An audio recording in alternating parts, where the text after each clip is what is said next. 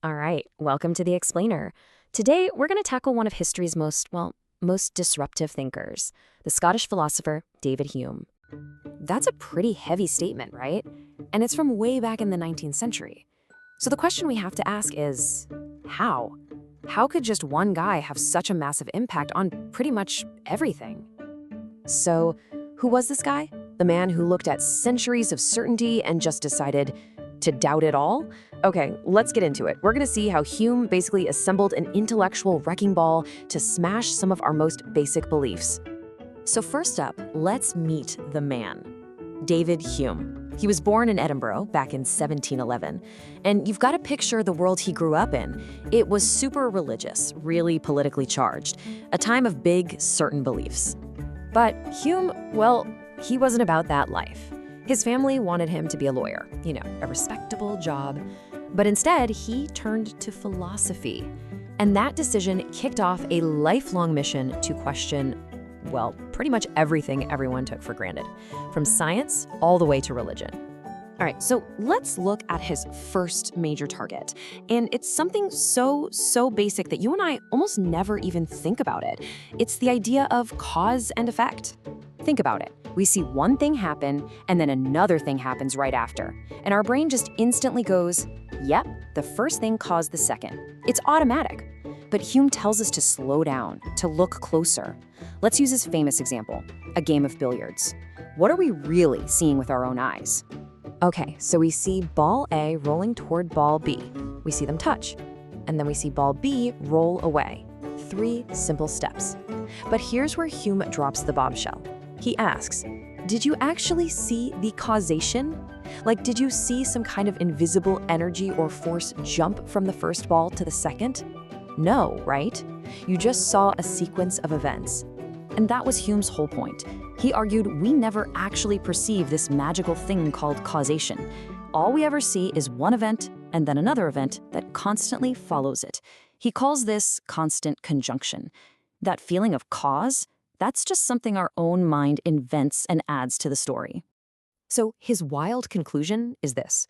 Our belief in cause and effect, this bedrock of science and, well, reality, it's not based on logic or reason at all. It's just a habit of our mind. We've seen A followed by B 1,000 times, so our brain just starts to expect B will follow A the next time.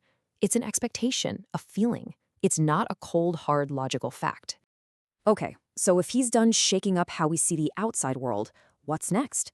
Well, Hume turned that same skeptical eye inward. He started questioning the very idea of a self, the very idea of you. And what he came up with is what we now call the bundle theory. And trust me, it's a really radical idea that totally goes against how we usually think about who we are. So you probably think of yourself as this single, solid me, right? Like you're the same person you were yesterday and you'll be the same person tomorrow. You're the captain of your own ship. But Hume's view, he says that captain, that permanent I, it's a ghost. It doesn't actually exist. There is no central you that's having all your thoughts and feelings. I mean, he literally challenged people. Go ahead, try it. Look inside yourself right now and try to find that single, stable self. He said all he could ever find was just a perception, a feeling of warmth, a pang of sadness, a thought about what to eat for dinner, a memory. The experiences are flowing like a river, but the thing having the experiences, it's nowhere to be found. All right, after taking on causation and the self, what's next on Hume's demolition list?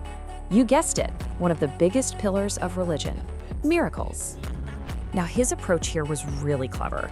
He didn't ask, can miracles happen? That's kind of unanswerable. Instead, he asked a different question. Is it ever rational to believe someone who tells you they saw a miracle? For Hume, it all came down to weighing the evidence. And he laid out all these reasons to be super skeptical. Things like, are their witnesses really trustworthy? And don't we humans just love a good, crazy story and we want to believe it? But his killer argument was this.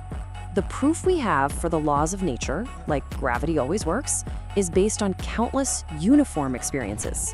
That evidence will always be stronger than the testimony of a few people claiming to have seen that law broken. Okay, so if our idea of cause and effect is just a mental habit, and if religious claims are on pretty shaky ground, Where the heck do we get our sense of right and wrong from? Where do morals come from? Here, Hume actually had an answer that wasn't about tearing things down, but about building something up. So first, he pointed out this massive logical gap in almost all moral philosophy. He said, you read these writers, and they'll be describing the world as it is, and then all of a sudden they jump to telling us how we ought to act. Hume's point was, whoa, hold on. You can't logically get from an is to an ought. Just because something is a certain way doesn't mean it should be. So, if morality isn't based on facts or logic, where does it come from? His answer? It comes from our feelings, our emotions. He said we are just built with a natural sense of sympathy. When we see something that's helpful or pleasant to other people, it makes us feel good. When we see something harmful or painful, it makes us feel bad. And that's it. That's morality. We just label the good feelings virtue and the bad ones vice. This was a huge deal. It was one of the very first moral theories that didn't need God or pure reason. It was revolutionary. So you can imagine these ideas didn't just, make a few people uncomfortable in the 1700s.